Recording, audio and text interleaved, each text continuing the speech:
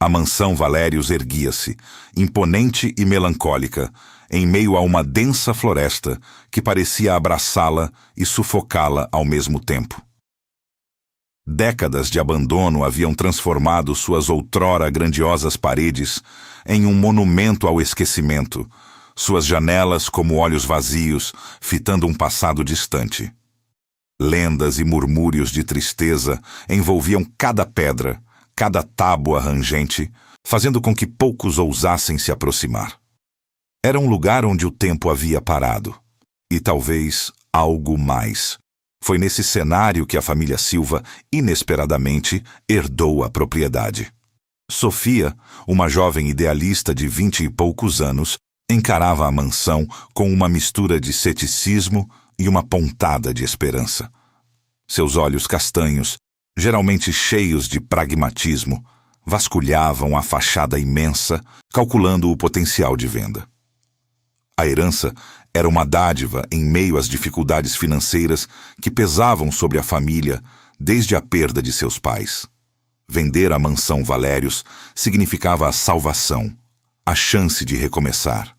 Porém, seu irmão mais novo, Léo, de apenas 10 anos, via algo diferente. Com seus cabelos despenteados e olhos curiosos, ele caminhava ao redor da propriedade com uma sensibilidade quase premonitória. Para ele, a mansão não era apenas um aglomerado de tijolos e madeira. Era um ser vivo, pulsante de histórias não contadas. Ele sentia uma conexão estranha, um chamado silencioso vindo das profundezas do casarão. Enquanto Sofia sonhava com compradores e reformas, Léo sentia a presença de algo, ou alguém, que esperava por eles lá dentro. Os primeiros dias na mansão foram marcados por uma série de pequenos eventos inexplicáveis. Sofia, apressada em catalogar os poucos bens restantes e avaliar a estrutura, tentava ignorar as sensações. Um livro que ela havia deixado na mesa da sala aparecia misteriosamente na estante do corredor. Um vaso de flores se movia alguns centímetros sem que ninguém o tocasse. Sons de sussurros inaudíveis pareciam ecoar pelos longos corredores, desaparecendo antes que ela pudesse decifrá-los. É apenas a casa velha. Ela se convencia, atribuindo tudo à sua imaginação e à natural deterioração de um lugar tão antigo. O vento, o assentamento da estrutura, murmurava para si mesma, tentando afastar a crescente sensação de que não estavam sozinhos. Mas Léo não era tão facilmente convencido. Uma tarde, ele desceu as escadas correndo, os olhos arregalados, o rosto pálido. "Sofia, eu vi, eu juro que vi!" Ele exclamou, a voz embargada pelo medo e pela excitação. Sofia, que tentava desentupir uma pia na cozinha, suspirou. "O que foi agora, Léo? Um rato gigante!" O menino balançou a cabeça veementemente. "Não!" Foi um vulto, uma sombra esguia no corredor principal. Parecia uma pessoa, mas transparente e triste. Um vulto triste. Sofia, cansada e estressada, repreendeu-o, atribuindo a visão à imaginação fértil de uma criança num lugar novo e assustador. No entanto, as palavras de Léo, um vulto triste, plantaram uma semente de dúvida em sua mente prática. A semente germinou quando o Sr. Almeida, o vizinho idoso e excêntrico que vivia numa cabana nos arredores da propriedade, fez uma visita inesperada. Com seus olhos perspicazes e um sorriso enigmático, ele os advertiu, falando sobre a dama de preto que assombrava a mansão Valérios. "Uma alma em busca de algo perdido", ele murmurou, seus olhos fixos em um ponto além deles, como se visse o passado. "Ela não quer mal, mas sua tristeza é profunda. Cuidado, crianças. A dor dela pode ser contagiosa." Léo ouvia com fascínio, enquanto Sofia tentava disfarçar seu desconforto. Naquela noite, enquanto tentava organizar uma pilha de livros empoeirados na biblioteca, Sofia sentiu um calafrio estranho. Seus dedos tocaram algo incomum atrás de um painel de madeira solto. Com um puxão, revelou um pequeno compartimento oculto.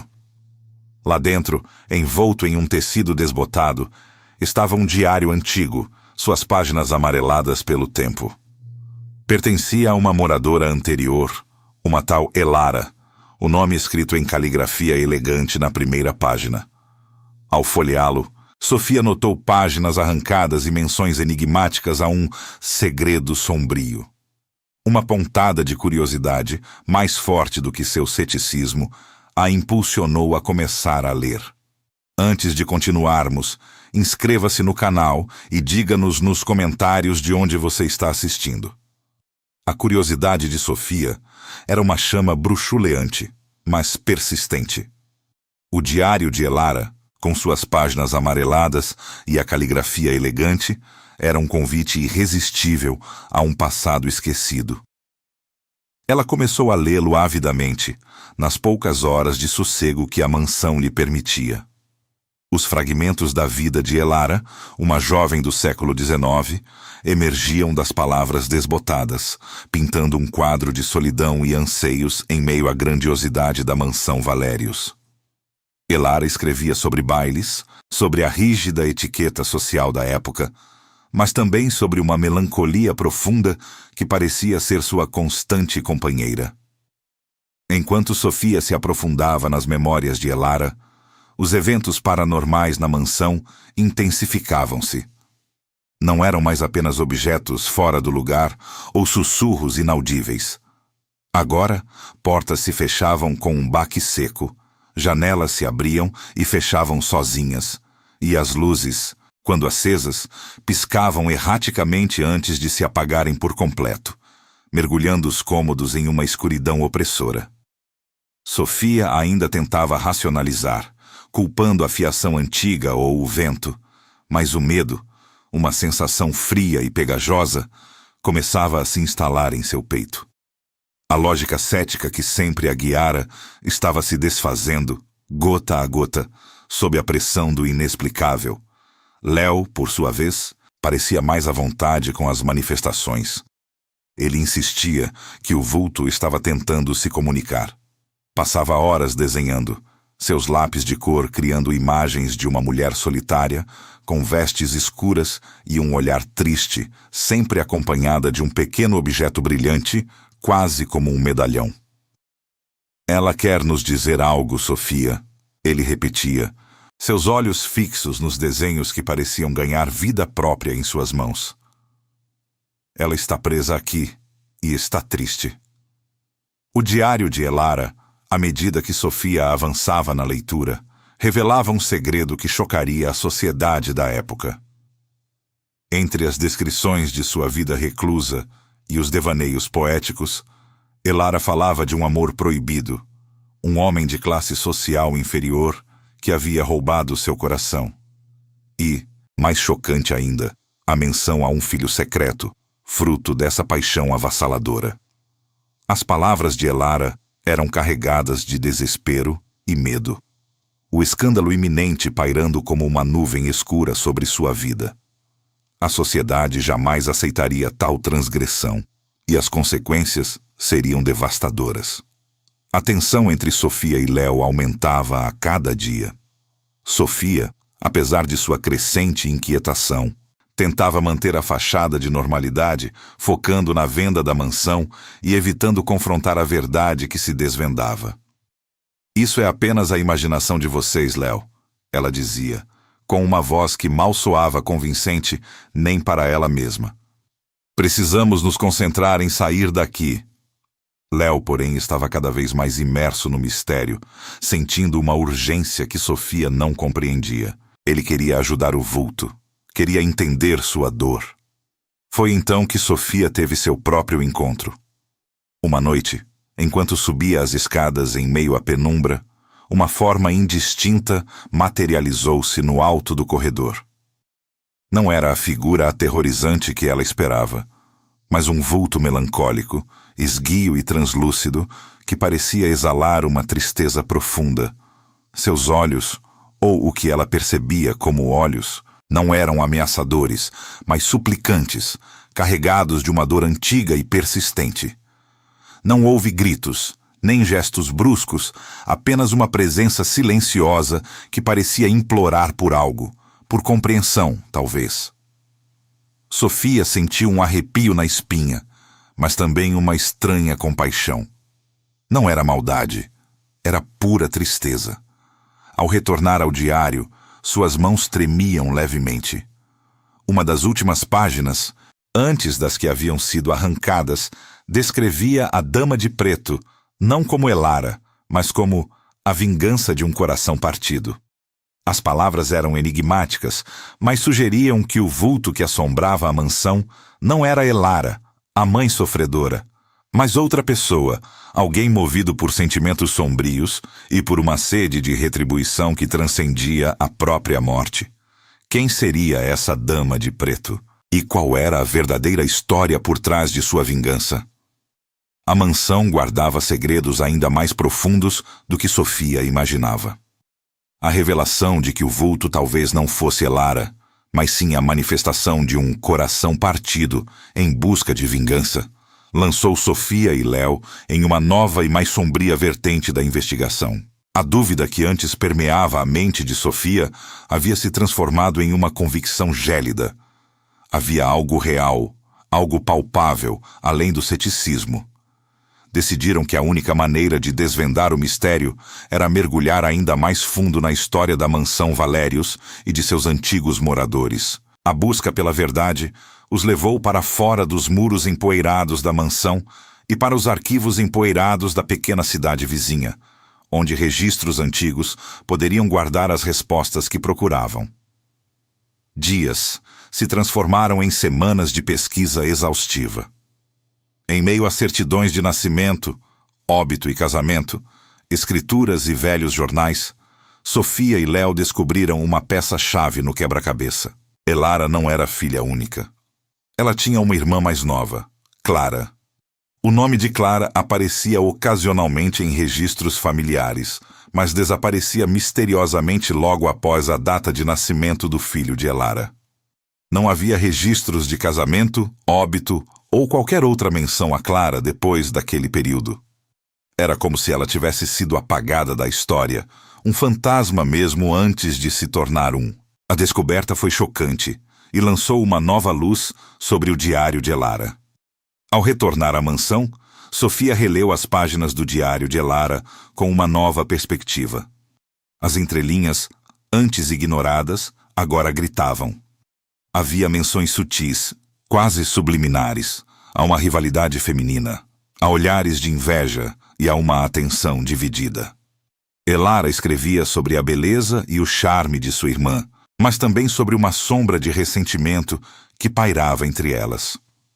O ciúme de Clara por Elara, especialmente pelo amor proibido e pela atenção que Elara recebia, estava ali, mascarado por frases delicadas, mas inegavelmente presente. A teoria da vingança começou a se solidificar na mente de Sofia e Léo. O vulto poderia ser Clara, uma alma aprisionada pela inveja e pelo ressentimento, buscando retribuição por uma vida que ela sentia ter sido roubada. Com essa nova suspeita, a atmosfera na mansão mudou drasticamente. O vulto, que antes se manifestava com uma melancolia suplicante, agora parecia ter despertado uma raiva contida. Objetos começaram a ser arremessados com força, quadros caíam das paredes e o som de sussurros, antes inaudíveis, tornou-se mais claro, carregado de uma fúria mal disfarçada. Traição, roubo, mentiras. As palavras ecoavam pelos corredores vazios, parecendo vir de lugar nenhum e de todos os lugares ao mesmo tempo.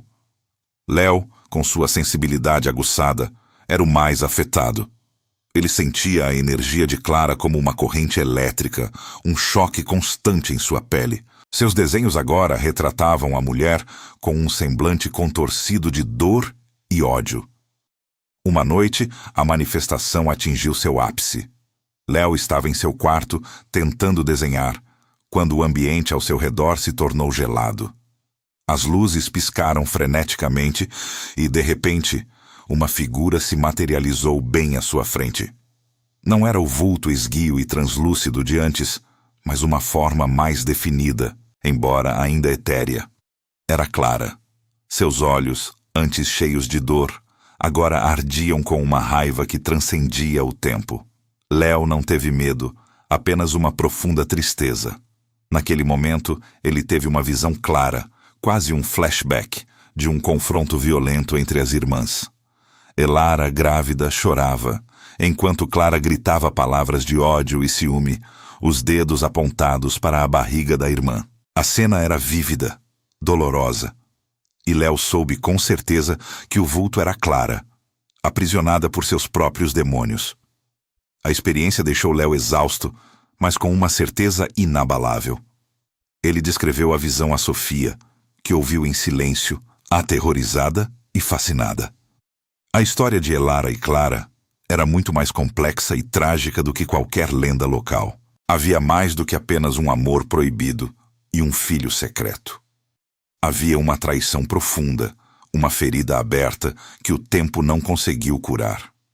Ao voltar ao diário de Elara, Sofia encontrou uma nova entrada, escrita em um tom de desespero e medo.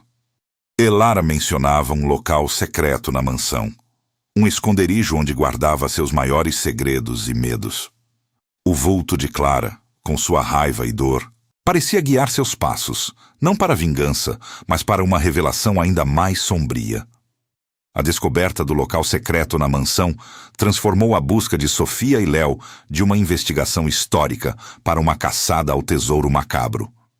Impulsionados pela visão de Léo e pela menção no diário de Elara, eles começaram a examinar cada centímetro da velha mansão. Clara, o vulto, parecia estar com eles, sua presença etérea tornando-se mais definida, quase guiando seus passos através dos corredores escuros e dos quartos empoeirados. Sofia sentia um frio peculiar em certos pontos, uma brisa invisível que parecia sussurrar direções, enquanto Léo percebia flashes de luz e sombras dançando onde Clara parecia indicar. A busca foi árdua. Eles tatearam paredes, moveram móveis pesados, examinaram cada tábua solta e cada ornamento esculpido. Horas se passaram e o cansaço começava a se instalar, mas a determinação de desvendar a verdade era mais forte. Finalmente, no quarto que outrora fora de Elara, atrás de uma estante de livros embutida e bem disfarçada, Sofia sentiu um leve desnível na parede. Com a ajuda de Léo, eles empurraram e uma pequena passagem secreta se revelou, levando a um compartimento oculto. Lá dentro, envoltas em um tecido desbotado, encontraram um maço de cartas. Não eram cartas de Elara, mas de Clara. As cartas eram uma torrente de emoções, um grito de dor e arrependimento que atravessava o tempo. Clara escrevia sobre sua inveja corrosiva, o sentimento de ser sempre a sombra de sua irmã mais velha, a preterida. Ela confessava ter armado para que o filho de Elara fosse levado. Em um acesso de ciúmes e raiva, vendo o amor proibido de Elara florescer e o escândalo que se seguiria, Clara agiu. Ela descreveu o plano cruel com uma frieza que chocava, detalhando como havia subornado a parteira para que levasse o bebê recém-nascido e o entregasse a um orfanato distante, inventando uma história de abandono. Ela queria que Elara sentisse a mesma dor que ela sentia. A dor de perder o que mais amava. A dor da traição de Clara era palpável nas páginas do diário de Elara. As últimas entradas eram um lamento de uma mãe desesperada, que buscava incessantemente por seu filho, sem nunca encontrá-lo. Elara descrevia sua tristeza profunda, seu coração partido e a sensação de ter sido traída por alguém próximo, embora nunca suspeitasse da própria irmã. O diário terminava abruptamente com a descrição de uma alma quebrada, consumida pela dor. A leitura das cartas de Clara e do diário de Elara trouxe uma clareza dolorosa. Agora, Sofia e Léo entendiam a verdadeira razão do vulto. Clara não estava presa na mansão por vingança, como eles inicialmente pensaram, mas por uma culpa esmagadora e um arrependimento que a consumia. Ela era assombrada pelo que fez. pela vida que destruiu, pela dor que infligiu à própria irmã. O vulto não era uma manifestação de raiva, mas um apelo por redenção, um desejo desesperado de corrigir o erro que a aprisionava.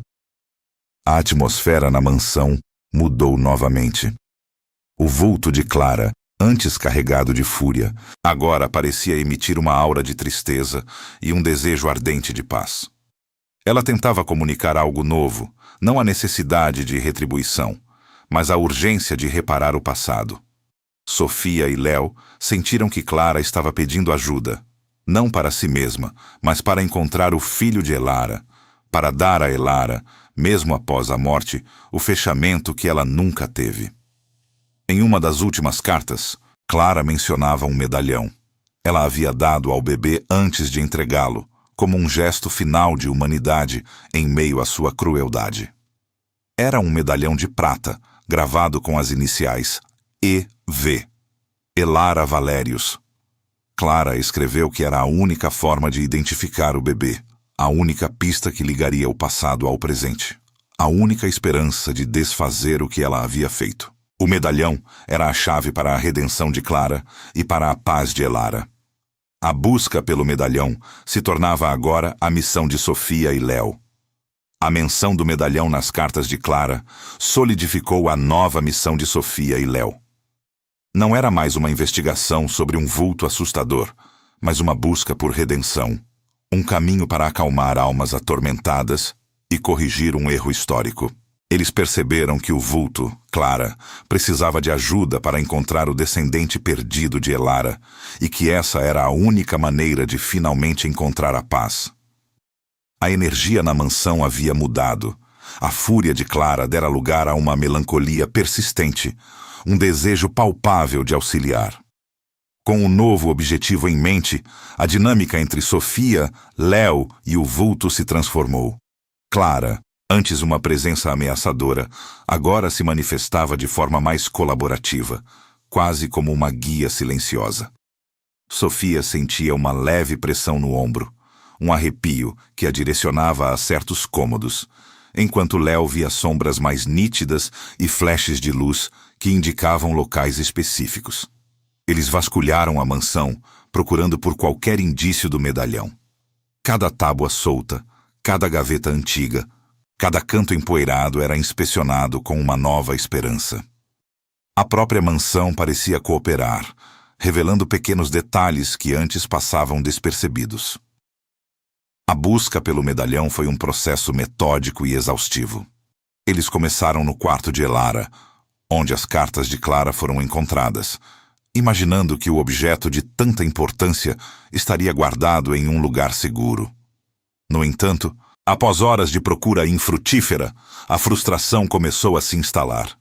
Foi então que Léo, com sua sensibilidade peculiar, sentiu uma forte atração para a velha sala de costura, um cômodo raramente usado e coberto por lençóis empoeirados. Sofia, inicialmente cética, seguiu o irmão. Lá, Clara se manifestou com mais intensidade, movendo um pedaço de tecido sobre uma velha máquina de costura, revelando um pequeno baú de madeira. Dentro dele, em meio a linhas desbotadas e botões antigos, jazia o medalhão de prata, escurecido pelo tempo, mas com as iniciais EV ainda visíveis. O coração de Sofia e Léo saltou. A prova estava ali. A emoção de encontrar o medalhão foi imensa. Era a confirmação de que tudo o que haviam descoberto era real. Clara, o vulto, parecia exalar um suspiro etéreo de alívio. Sua presença, antes densa, começou a se tornar mais leve. Ela guiava Sofia e Léo com maior clareza agora, não mais através de sinais abstratos, mas com uma presença quase tangível, levando-os a uma pilha de documentos antigos que estavam escondidos em um alçapão no porão. Entre certidões de nascimento e recibos esquecidos, eles encontraram um registro de doação ao orfanato da Sagrada Família, datado da mesma época do nascimento do filho de Elara. Havia uma nota manuscrita. Menino entregue pela senhora Clara Valérios. A redenção de Clara havia começado. Com o nome do orfanato e a data aproximada, a busca ganhou um novo fôlego. Clara, que havia cumprido sua parte, parecia agora em paz. Sua presença na mansão tornou-se quase transparente. Uma noite, enquanto Sofia e Léo discutiam os próximos passos, o vulto apareceu uma última vez. Não havia raiva, nem tristeza. Apenas um sorriso gentil, etéreo e melancólico, que parecia perdoar e pedir perdão ao mesmo tempo. E então, Clara desapareceu, não com um sussurro ou um arrepio, mas com uma sensação de leveza que preencheu o ar. Sua alma estava finalmente livre.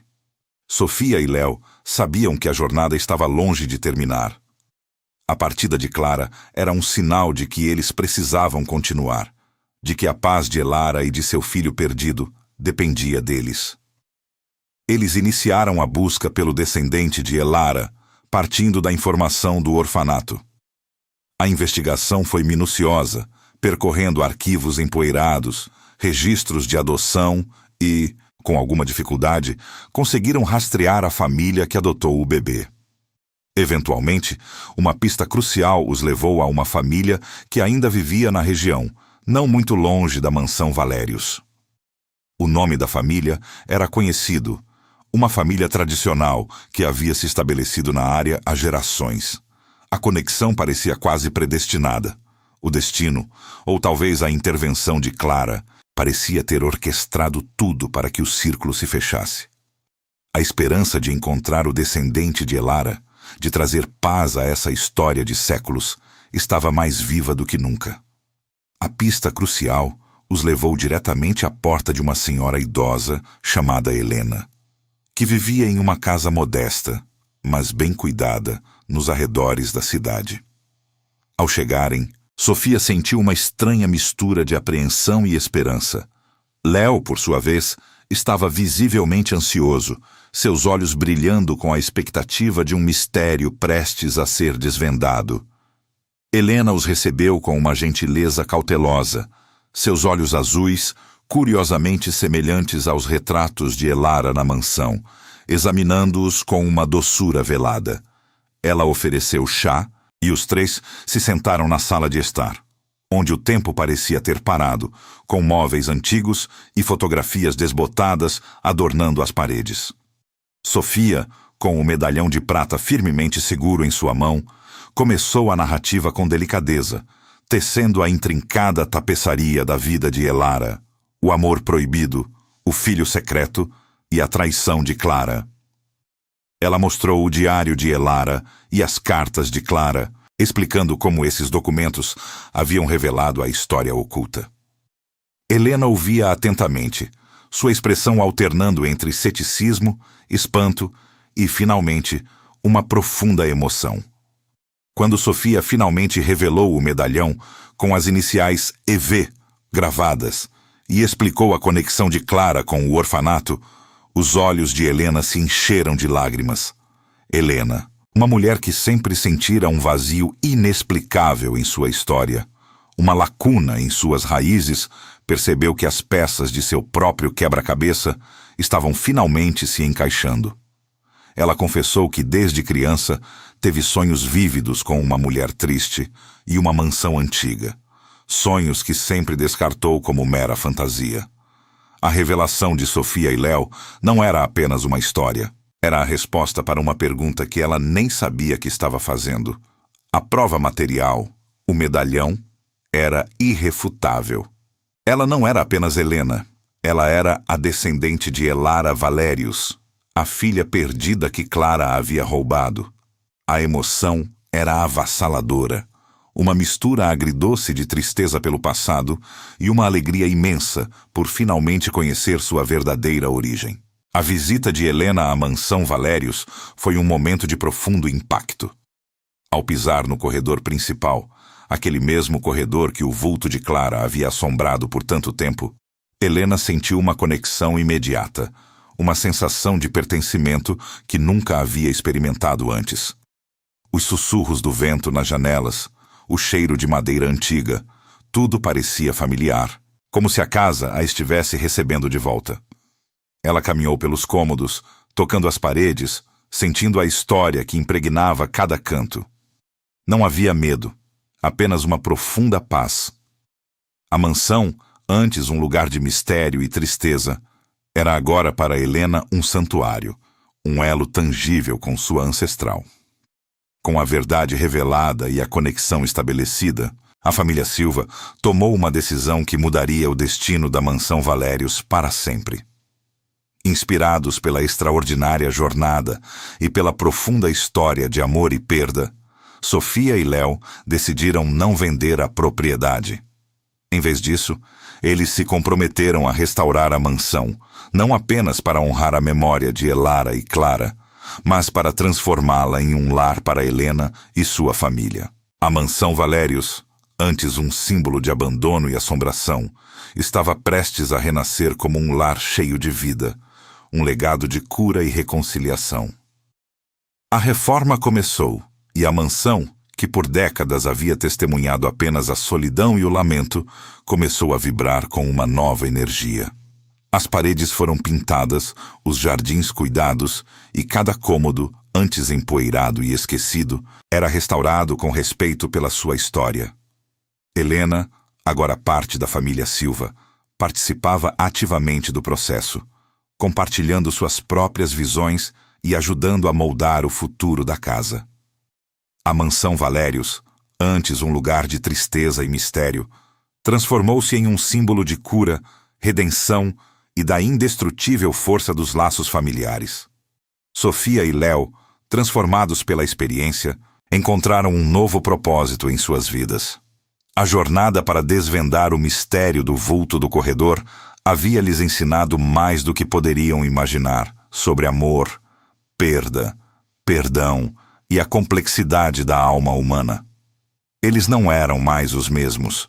O ceticismo de Sofia havia cedido lugar a uma compreensão mais profunda da existência, e a sensibilidade de Léo havia sido validada. O vulto do corredor não era mais um mistério a ser temido, mas uma história de amor, perda e redenção que agora fazia parte da tapeçaria de suas próprias vidas, um lembrete de que, mesmo nas sombras mais profundas, a esperança e a conexão familiar sempre encontram um caminho para brilhar. A mansão Valérios, finalmente em paz, respirava uma nova era.